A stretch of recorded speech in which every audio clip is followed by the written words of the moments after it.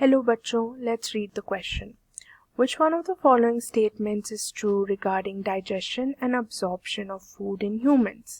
तो क्वेश्चन में हमें पूछा जा रहा है कि इन 4 स्टेटमेंट्स में से कौन सा स्टेटमेंट सही है regarding digestion and absorption of food. तो यहाँ पर सबसे पहले आएगा हमारा की कॉन्सेप्ट जो कि रहेगा डाइजेशन एंड अब्जॉर्प्शन. अब डाइजेशन क्या होता है? डाइजेशन वो प्रोसेस है जब कॉम्प्लेक्स फूड सब्सटेंसेस, जो भी खाना हम खाते हैं, वो तोड़ा जाता है या उसका ब्रेकडाउन होता है इनटू सिंपलर मॉलिक्यूल्स, ताकि उसमें से जो न्यूट्रिएंट्स हैं वो हमारी बॉडी अब्सॉर्ब कर सके. तो वहाँ पर आता है अब्सॉर्प्शन, उनको अब्सॉर्ब कर सके एंड यूटिलाइज कर सके, यानी कि यूज कर सके. सो digestion first starts in the mouth, where the food we intake, जो खाना हम खाते हैं, वो पहले it is broken down into smaller particles. अब इन द माउथ के अंदर हमारे पास सलाइवरी ग्लैंड्स रहते हैं, वो सलाइवा प्रोड्यूस करते हैं. अब सलाइवा में 2 चीज़ें रहती हैं. एक है सलाइवरी अमाइलेस, वो एक एंजाइम है, और दूसरा है another component of the saliva, mucus. Salivary amylase वो टारगेट करता है 3 to 5% स्टार्च डाइजेशन पर, सिर्फ 3 to 5, क्योंकि ज़्यादा टाइम तक मूड में खाना नहीं रहता है. The food is not in the mouth for too long. फिर जो म्यूकस है वो फूड को मॉइस्ट करता है,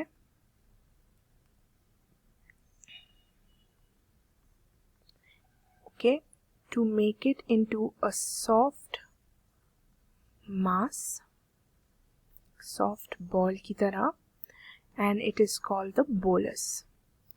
Then this bolus is taken into the pharynx. फिर process of swallowing से it reaches the esophagus. Now from the esophagus the food reaches the stomach through peristalsis, जो कि मसल के कॉन्ट्रैक्शंस होते हैं, मूवमेंट. अब स्टमक में 2 तरह के सेल्स होते हैं. एक है ऑक्सेंटिक सेल्स, दूसरा है chief cells. Oxyntic cells secrete करते हैं hydrochloric acid, chief cells produce करते हैं पेप्सिनोजेन, जो कि यूज होता है to activate the enzyme pepsin. HCl और pepsin together make the gastric juice, और ये गैस्ट्रिक जूस यूज होता है इन प्रोटीन डीजेनरेशन, यानी कि प्रोटीन्स के ब्रेकडाउन में, जो भी फूड में प्रोटीन्स रहेंगे. And then in the stomach the bolus undergoes a lot of churning, यानी कि बहुत ज़्यादा mixing, to form the chyme, जो कि एक सेमी लिक्विड हो जाता है. तो जो भी फूड पार्टिकल्स थे वो अब सेमी लिक्विड में कन्वर्ट हो जाते हैं, called crime. Then from the stomach, the food, that is the chyme, comes into the small intestine, जहाँ पर मैक्सिमम यानी कि ज़्यादातर डाइजेशन और अब्जॉर्प्शन दोनों होता है.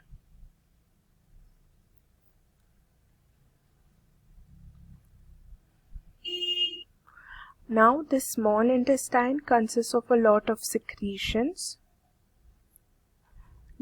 also secretions from other organs like pancreatic juices, bile, and due to all of these secretions there is digestion of carbohydrates,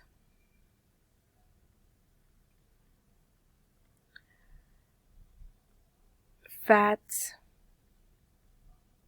and proteins that takes place in the small intestine. So they are broken down into smaller components, ये सारे molecules. फिर absorption takes place. Absorption में जो carbohydrates हैं they are broken down into monosaccharides like glucose, यानी कि carbohydrates के simpler forms glucose, fructose ऐसे, and proteins are broken down into amino acids. ये absorb होते हैं in the intestinal mucosa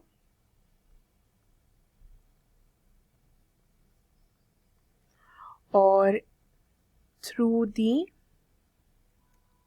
active transport, यानी कि intestinal mucosa में through active transport they are absorbed with the help of the sodium ion carriers. So they act as carriers. Second,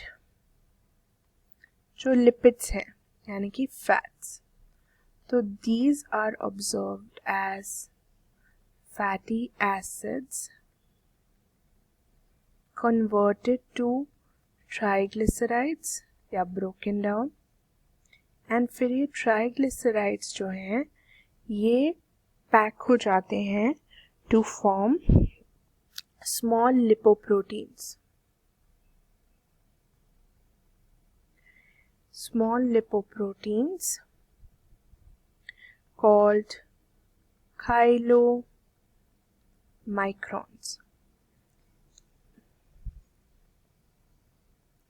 फिर ये chylomicrons ये absorb होते हैं या ट्रांसफ़र होते हैं टू द लैक्टियल्स. लैक्टियल्स जो हैं वो लिम्फेटिक सिस्टम का हिस्सा होते हैं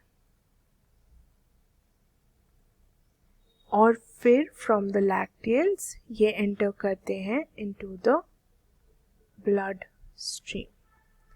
this is also taking place from the intestinal cells. Last, elements like water, this is absorbed through osmosis, and minerals are absorbed through active and passive transport. This also takes place in the large intestine. Now coming back to our question. Question का first statement है कि glucose और amino acids ये absorb होते हैं in the intestinal mucosa with the help of carrier ions. Let's see. So glucose और amino acids हमने सीखा कि yes ये intestinal mucosa में absorb होते हैं and इनके carriers होते हैं sodium ions.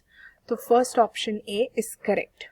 Second, chylomicrons are small lipoprotein particles, correct, transported from intestine into blood capillaries. ये part incorrect है क्योंकि they are transported to the lacteals and फिर blood stream.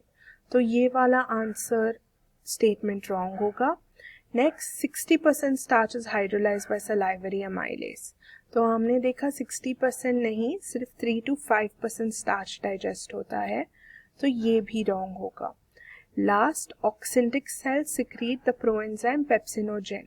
हमने यहाँ पर देखा कि ऑक्सिंटिक सेल सिक्रीट HCl और चीफ सेल सिक्रीट पेप्सिनोजेन, तो ये वाला ऑप्शन भी रॉन्ग होगा. Hope you all understood this well. Best of luck.